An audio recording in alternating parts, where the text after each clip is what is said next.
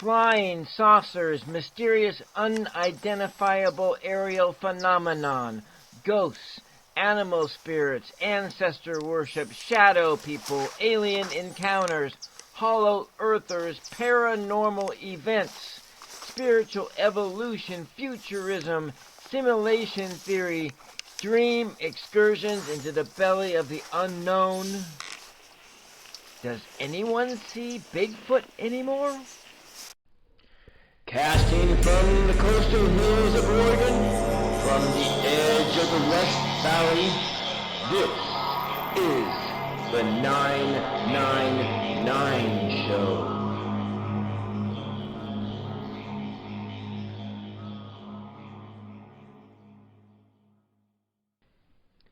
Happy Halloween! This episode is for my mother. She's been asking about Bigfoot for years, dreaming about seeing an ancient proto-human bipedal creature, a cross between a great ape and a Neanderthal or other cave creature. When I was a kid, she told about an experience hiking on the logging roads in the hills above the valley. She took a break, sat on a log that had fallen across the creek to listen to the forest. She described the experience as eerie, like being watched. She looked around, but she didn't see anything. Most likely, Dad thought it was a cougar, but she fancies that it was Bigfoot. You know, I saw a cougar up close and personal once. It was a few years after I'd moved back this way from Seattle. I was mountain biking up on those same very roads when I spooked a cub sunning itself in the middle of the path. It was huge. It looked like it could have been 100 pounds. It jumped up, bolted off, and 3 big crashes, it was up the ridge. I'd never seen an animal move so fast in my life. But I digress. A few months back at the start of summer, Mom asked about Bigfoot again. I told her, Mom, Bigfoot isn't around anymore. Bigfoot isn't real. But the other day, I went into the Google and looked up Pacific Northwest 2022 Bigfoot sightings. And here's what I found.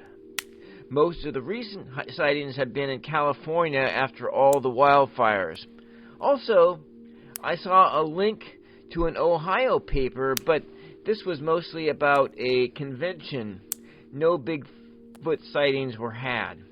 And there was another website that I saw that had a lot of Pacific Northwest reports, but to read from it for this particular program, it looked like I needed to ask permission first. I don't want any copyright strikes, so I'm not even going to touch that thing.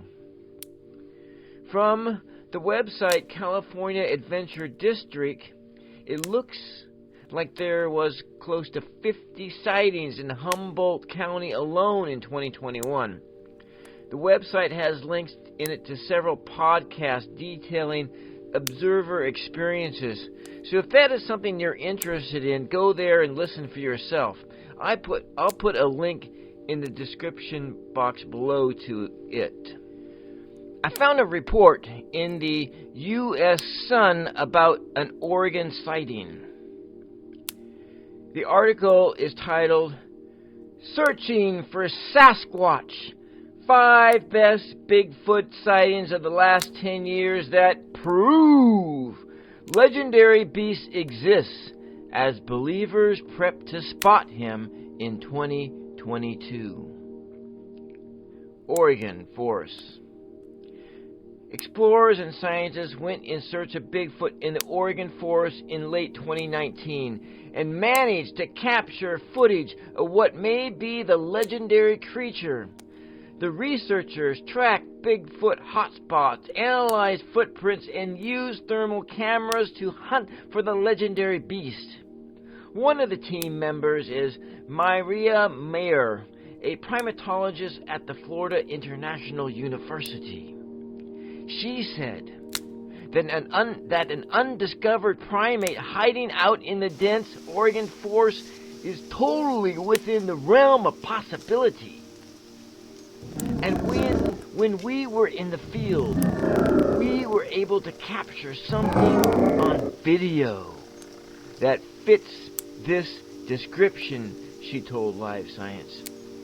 Very big and moving in an ape-like, if not bipedal fashion. This, to me, is probably the most compelling piece of evidence that I've seen so far. Well, folks, there you have it. There's the proof in the pudding. The U.S. Sun said it, so it must be true.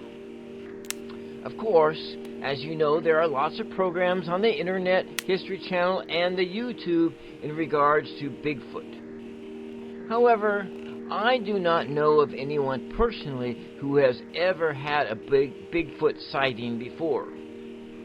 But I do know people who have had personal experience with UAPs or unidentified aerial phenomenon. My mother's oldest brother, I'll refer to him as Uncle L, was in the Air Force 66 years ago. He was a radar operator stationed in Labrador, Canada. Uncle L sighted many UAPs, or in those days they called them UFOs, on radar scopes. They were objects that randomly appeared and disappeared from the instrument. A UAP would appear near bomber or plane squadrons during maneuvers and exercise, then zip off at impossible angles and speeds. Now, years later, after his tour of duty was over, Uncle L returned to Grand Ronde, Oregon. He claimed to have seen a flying saucer land near his house. He recounted that his dogs went crazy. They barked up a storm, and then it got eerie silent. Then he and his eldest daughter peered through the window, and they swear up and down against all that is holy that they witnessed a being in their front yard. Uncle L said it was a little person, a little skinny person about the same height as his rural mailbox. As a side note, I wonder if the genesis of Irish leprechauns comes from encounters with beings from flying saucers. Maybe there's a listener out there from Ireland who could email the 999 show with the proof, the link between leprechauns and the pilots of those UAPs. And if you have had any actual experience with a leprechaun, I would love to hear from you about them. To be continued. Dun dun dun.